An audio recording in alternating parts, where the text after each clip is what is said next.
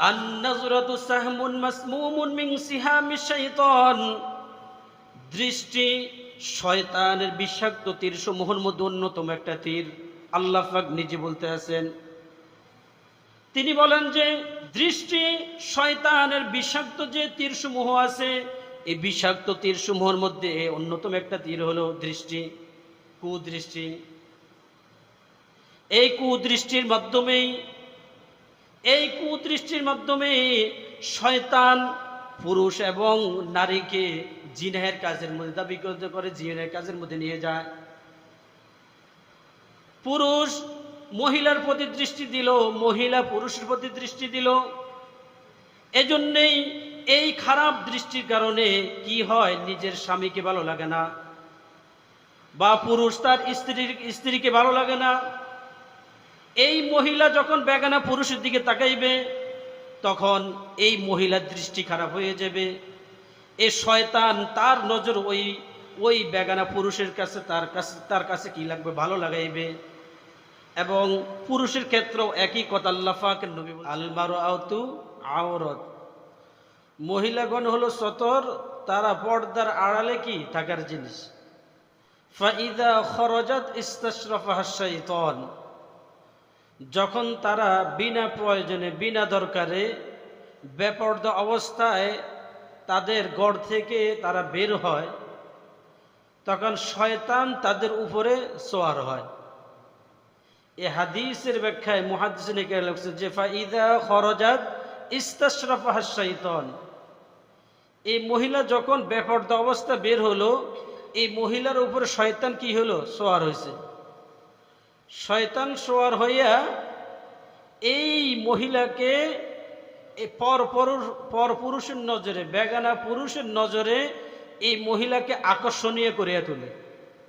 শয়তান তার উপরে সোয়ার হইয়া এই মহিলার চেহারা যেরকমই হোক, তার সাথে শয়তান একত্রিত হয়ে তার চেহারাকে পরপুরুষের নজরে কি করে, আকর্ষণীয় করিয়া তোলে। আর বেগানা পুরুষটা তার দিকে কি ফিরে ফিরে কি তাকায়। এই হাদিসটা তিরমিজি শরীফের হাদিস। ইবনে মাসউদ থেকে বর্ণিত, রাসূল বলতে আছেন যে যখন সে বিনা প্রয়োজনে বিনা দরকারে বেপর্দা অবস্থায় তার ঘর থেকে বের হয়, সে তো ঘরের মধ্যে থাকার কথা ছিল, সে যদি বিনা দরকারে বিনা প্রয়োজনে বেপর্দা অবস্থায় যখন সে বের হয়, ফাইদা খরজাত ইস্তাশরাফাহা শাইতান, রাসূল বলেন শয়তান ওই মহিলার উপরে সোয়ার হয়। এই মহিলার চেহারাকে পরপুরুষের নজরে, বেগানা পুরুষের নজরে আকর্ষণীয় করে তোলে। আর বেগানা পুরুষরাও তার দিকে ফিরে ফিরে তাকায়। সে যদিও নাকি আপনার কুৎসিত হয়, চেহারা কোন রকম হয়, এরপরও তাকে এমনভাবে আকর্ষণীয় করে তুলবে ওই বেগানা পুরুষের নজরে, যেন পুরুষদের নজরে কি লাগে, ভালো লাগে। এটা কে করতে আছে? শয়তানি করতে আছে। এই জন্য অনেক সময় দেখবেন মহিলা যেমনই হোক না কেন, যখন বেপর্দায় বাড়ে, রাস্তাঘাটে, দোকানপাটে, বাজারে, যেরকমই হোক, পুরুষরা তার দিকে কি করে, ফিরে ফিরে কি তাকায়। এই জন্যই তাকায়, কারণ হল শয়তান ওই বেগানা, ওই বেপর্দা মহিলার সাথে কি হয়ে গেছে, একসাথে হয়ে গেছে। একসাথে হয়ে তার চেহারাকে ওই বেগানা পুরুষ, যাদের দৃষ্টি খারাপ, নজর খারাপ, ওই নজর খারাপ পুরুষদের নজরে ওই মহিলার চেহারাকে কি করে, আকর্ষণীয় করে তোলে। এটাই রাসূল বলছেন ফাইদা খরজাত ইস্তাশরাফাহা শাইতান, ফাইদা খরজাত ইস্তাশরাফাহা শাইতান, এই বেগানা, এই বেপর্দা মহিলা যখন পুরুষের নজরে আসে, এই শয়তান এই মহিলাদের উপরে সোয়ার হয়। এই মহিলার চেহারা যদি কুৎসিত হয়, কালো হয়, খারাপ হয়, শয়তান কি করে, তার উপরে সোয়ার হইয়া তার এই চেহারাকে বেগানা পুরুষের নজরে তাকে আকর্ষণীয় করে তোলে, কামনীয় করে তোলে, আকর্ষণীয় করে তোলে, লোভনীয় করে তোলে। মুহাদ্দিসিনে কিরাম হাদিসের মধ্যে বলেন, নিজের স্ত্রী ভালো লাগে না, নিজের সুন্দর স্ত্রী ভালো লাগে না, কুৎসিত, কালো, চেহারা ভালো না, কিন্তু ওই স্ত্রীর সাথে সে পরকীয়া করতে আছে, খারাপ কাজ, অবৈধ সম্পর্ক তার সাথে। কারণ হলো ওই মহিলার উপরে শয়তান সোয়ার হয়েছে। শয়তান সোয়ার হয়ে ওই মহিলার তার এই চেহারাকে এই বেগানা পুরুষের নজরে আকর্ষণীয় করে তুলছে, লোভনীয় করে তুলছে, কামনীয় করে তুলছে। এই জন্যে রাসূল বলেন, দৃষ্টি শয়তানের বিষাক্ত তীর সমূহের মধ্যে অন্যতম একটা তীর। হাদিসে কুদসির মধ্যে আল্লাহ পাক নিজে বলতেছেন, নিজে। হাদিসের কিছু ভাষ্য আছে রাসূল বলছেন, আর কিছু কথা আছে স্বয়ং আল্লাহ তাআলা বলছেন। আল্লাহর কথাগুলা রাসূল তার জবান দিয়ে বলতেন। হাদিসে কুদসি বলা হয়, অর্থাৎ কথাগুলো আল্লাহর সরাসরি আল্লাহ তাআলার কথা। আল্লাহর কথাগুলা নবীর জবান দিয়ে বলেন, এগুলাকে বলা হয় হাদিসে কুদসি। কথা আল্লাহর রাসূল জবান দিয়ে বলতেছেন উম্মতের মাঝে। এই কথাটাও আল্লাহ তাআলার। আল্লাহ পাক বলেন, আন-নাযরাতু সাহমুন মাসমুমুন মিন সিহামিশ শাইতান। আন-নাযরাতু সাহমুন মাসমুমুন মিন সিহামিশ শাইতান। দৃষ্টি শয়তানের বিষাক্ত তীর সমূহের মধ্যে অন্যতম একটা তীর। আল্লাহ পাক নিজে বলতে আছেন। আল্লাহ পাকের কথা তার রাসূলের জবান দিয়ে বলাইতেছেন। তিনি বলেন যে দৃষ্টি শয়তানের বিষাক্ত যে তীরসমূহ আছে, এই বিষাক্ত তীরসমূহের মধ্যে অন্যতম একটা তীর হলো দৃষ্টি, কুদৃষ্টি। এই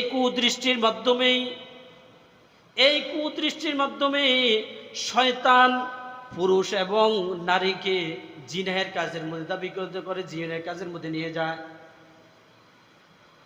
পুরুষ মহিলার প্রতি দৃষ্টি দিল, মহিলা পুরুষের প্রতি দৃষ্টি দিল। এজন্যই এই খারাপ দৃষ্টির কারণে কি হয়, নিজের স্বামীকে ভালো লাগে না, বা পুরুষ তার স্ত্রীকে ভালো লাগে না। এই মহিলা যখন বেগানা পুরুষের দিকে তাকাইবে, তখন এই মহিলার দৃষ্টি খারাপ হয়ে যাবে। এই শয়তান তার নজর ওই বেগানা পুরুষের কাছে, তার কাছে কি লাগবে, ভালো লাগাইবে। এবং পুরুষের ক্ষেত্রেও একই কথা আল্লাহ পাকের নবী বলছেন, তুমি পুরুষ যখন বেগানা মহিলাদের দিকে কুদৃষ্টিতে যখন তুমি তাকাইবা, তখন ওই মহিলার খারাপ যেই জিনিস তোমার উপরে প্রভাব পড়বে। ওই মহিলার উপরে শয়তান সোয়ার হয়ে আছে। ওই শয়তানের ওই কুমন্ত্রণা, শয়তানের ওই আকর্ষণ তোমার অন্তরের মধ্যে কি করে জন্মাইবে। এই জন্য আল্লাহ পাকের নবী মহিলা এবং উভয়কে বলছে, তোমাদের দৃষ্টিকে তোমরা কি করে হেফাজত করো। পুরুষও হেফাজত করো, মহিলাও হেফাজত করো, উভয় কি করে হেফাজত করো। এই কুদৃষ্টি যতক্ষণ পর্যন্ত তোমরা হেফাজত না করবা, ততক্ষণ পর্যন্ত তোমরা জিনা ব্যভিচার থেকে বাঁচতে পারবা না। জিনা ব্যভিচার থেকে কি বাঁচতে পারবা না। তার স্ত্রী তার কাছে ভালো লাগে না, কারণ তার নজর, তার এই কুদৃষ্টি অন্য মহিলার প্রতি দিছে সে। এই জন্য নিজের ভালো হালাল স্ত্রী তার কাছে ভালো লাগে না। যেটা হারাম পন্থার রাস্তা তার কাছে ভালো লাগে, কারণ হলো তার নজর খারাপ, তার কুদৃষ্টি দিছে। এই কুদৃষ্টি দেওয়ার ফলে তার মনের ভিতর যেই বিষয়টা, এই বিষয়টা কি হয়ে গেছে, নষ্ট হয়ে গেছে। এজন্য অন্যের প্রতি সে কি করে কল্পনা করে। এই কুদৃষ্টি তার মধ্যে কল্পনা আসছে, তার মেমোরির মধ্যে কল্পনা আসছে। এজন্যই ইমাম গাজালি রহমতুল্লাহ আলাইহি বলেন, দৃষ্টি অন্তরে খটকা তৈরি করে। কথাগুলা ভালোভাবে বোঝার জন্য চেষ্টা করেন। মুহাক্কিক আলেম, বড় আলেম ইমাম গাজালি রহমতুল্লাহ আলাইহি, অনেক বড় ইমাম, প্রসিদ্ধ ইমাম, তিনি বলতেছেন যে কুদৃষ্টি অন্তরে খটকা সৃষ্টি করে, অন্তরের মধ্যে খটকা সৃষ্টি করে। যখন মানুষ কুদৃষ্টি দেয়, এই কুদৃষ্টির পরে অন্তরের মধ্যে খটকা সৃষ্টি করে। এই খটকা কল্পনায় রূপ নেয়। আগে দিছে কুদৃষ্টির পরে সে এই কুদৃষ্টির ব্যাপারে সে কল্পনা করতে থাকে। কল্পনায় তার জৈবিক তারাও নাকি উস্কে দেয়। কথাগুলো ভালোভাবে বুঝেন। ইমাম গাজ্জালী রহমতুল্লাহ আলাইহি বলেন, আগে সে কি দিছে? কুদৃষ্টি দিছে।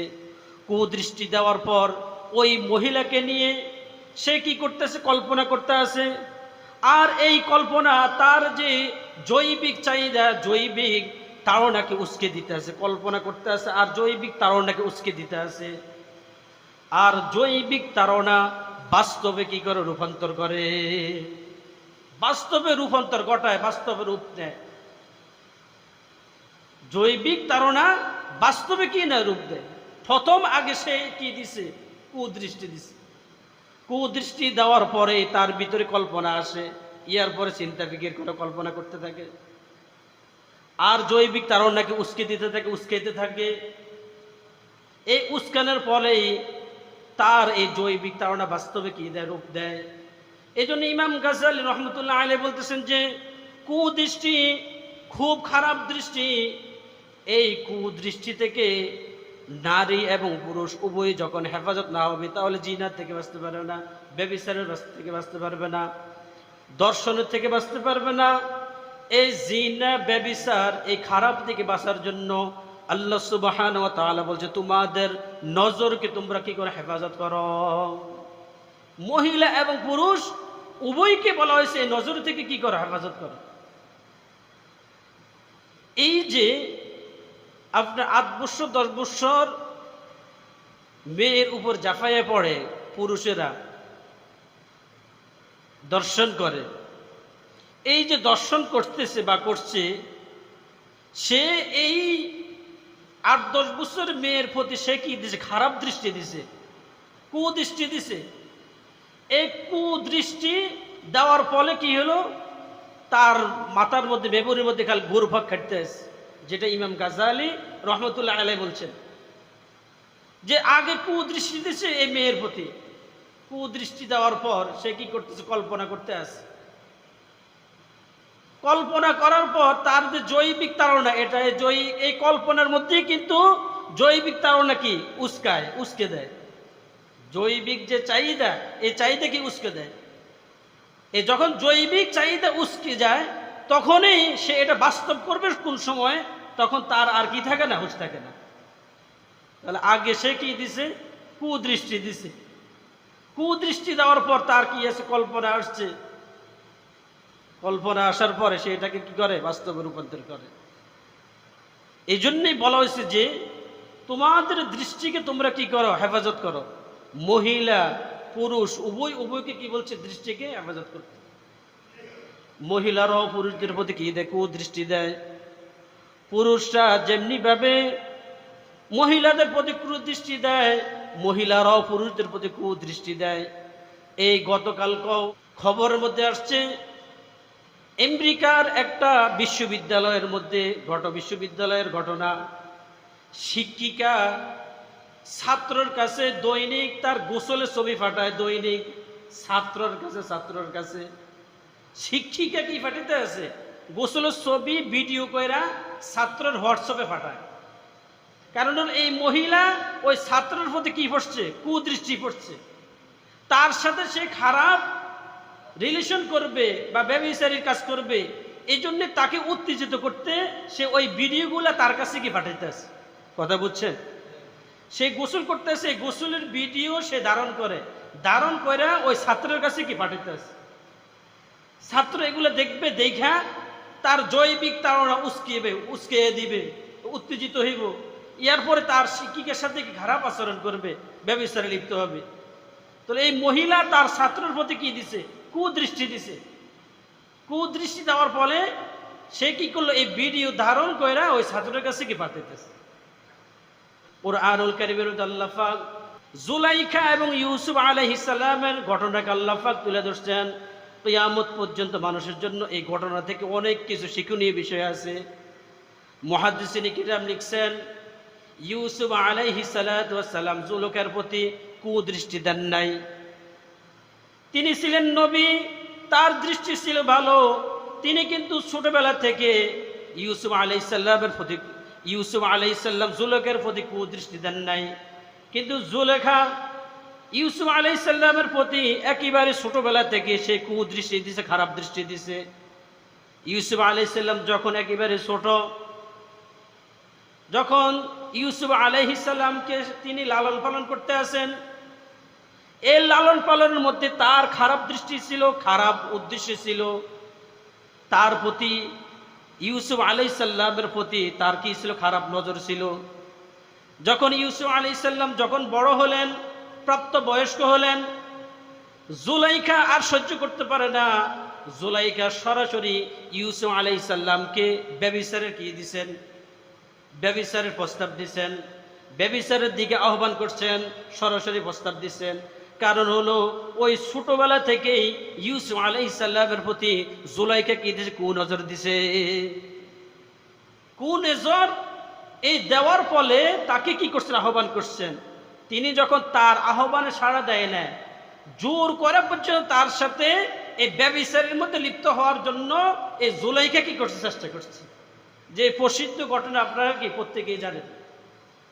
এক তো হলো তিনি একটা প্রস্তাব দিছে, তিনি প্রস্তাব নাকচ করছেন, তিনি আল্লাহ তাআলাকে ভয় করছেন, আল্লাহর ভয় তার মধ্যে ছিল।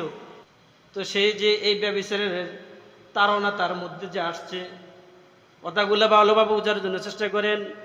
জুলাইখার মধ্যে ব্যভিচারের যে তাড়না তার মধ্যে যে আসছে, এটা হলো কুদৃষ্টি দেওয়ার কারণে, খারাপ দৃষ্টি দেওয়ার কারণে। সে তার প্রতি খারাপ কি দিছে? দৃষ্টি দিছে। এই জন্য তার সাথে ব্যভিচারী কাজ করার জন্য সে সবসময় কি করতো? ফিকির করতে, চিন্তা করত। এই জন্য আল্লাহ পাক বলছেন, আন-নাজরাতু সাহমুন মাসমুনুন মিন সিহামিশ শাইতান। নজর হলো শয়তানের, ইবলিস শয়তানের বিষাক্ত তীর সমূহের মধ্যে অন্যতম একটা তীর। তোমরা তোমাদের এই নজরকে তোমরা কি করে হেফাজত করো? তোমাদের নজরকে তোমরা যদি হেফাজত না করো, তাহলে শয়তান তোমাদেরকে এই ব্যভিচারের কাজে, ব্যভিচারের রাস্তা তোমাদেরকে নিয়ে যাবে। ব্যভিচারের প্রথম সিঁড়ি হলো কি? কুদৃষ্টি। ইমাম গাজ্জালী রহমতুল্লাহ আলাইহি বলেন, ব্যভিচারের প্রথম সিঁড়ি, সিঁড়ি বলছেন যিনি, ব্যভিচারের প্রথম সিঁড়ি হলো কি? কুদৃষ্টি, কুদৃষ্টি দেওয়া।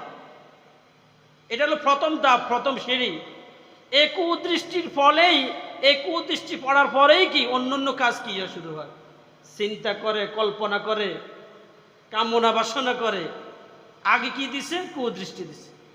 এই জন্য বলছেন ব্যভিচারের প্রথম সিঁড়ি হলো কি? কুদৃষ্টি। বলছে এই প্রথম সিঁড়ি থেকে বাঁচার জন্য প্রত্যেকটা মুসলমানকে তিনি বলছেন, তোমরা এই প্রথম সিঁড়ির মধ্যে তোমরা কি দিও না? পাড়া দিও না। তা থেকে পাড়া দেওয়া থেকে তোমরা নিজেদেরকে কি করো? হেফাজত করো। যেহেতু এটা প্রথম সিঁড়ি, আর এই প্রথম সিঁড়ির মধ্যে পা দিলে বাকি যে ধাপগুলো আছে, বাকি যে সিঁড়িগুলো আছে, বাকি যে ধাপগুলো আছে, এই ধাপগুলোর মধ্যে তোমাদেরকে শয়তানে নিয়ে যাবে। এটা হলো প্রথম ধাপ, প্রথম সিঁড়ি। এই জন্য প্রথম সিঁড়ি থেকে তোমরা কি করতে হবে? বাঁচতে হবে। এই জন্য আল্লাহ পাক কুরআনুল কারীমে বলছেন, কুল্লিল মুমিনিনা ইয়াগুদ্দু মিন আবসারিহিম ওয়া ইয়াহফাযু ফুরুজাহুম। মহিলাদের বেলাও বলছেন, ওয়া কুল্লিল মুমিনাতি ইয়াগুদুদনা মিন আবসারিহিন্না ওয়া ইয়াহফাযুনা ফুরুজাহুন। উভয়কে বলছেন যে মহিলা পুরুষ উভয় তোমাদের নজরকে তোমরা কি করো? হেফাজত করো। এটা হলো প্রথম সিঁড়ি, প্রথম ধাপ। এই প্রথম ধাপে পাড়া দিবা না, তখন শয়তান তোমাদেরকে ব্যভিচারের কাছে নিতে পারবে না। আর যখন পাড়া দিয়ে ফেলবা, তখন কিন্তু শয়তান তোমাদেরকে বাকি ধাপগুলোর মধ্যে, বাকি সিঁড়িগুলোর মধ্যে শয়তান তোমাদেরকে লিপ্ত করাই দেবে।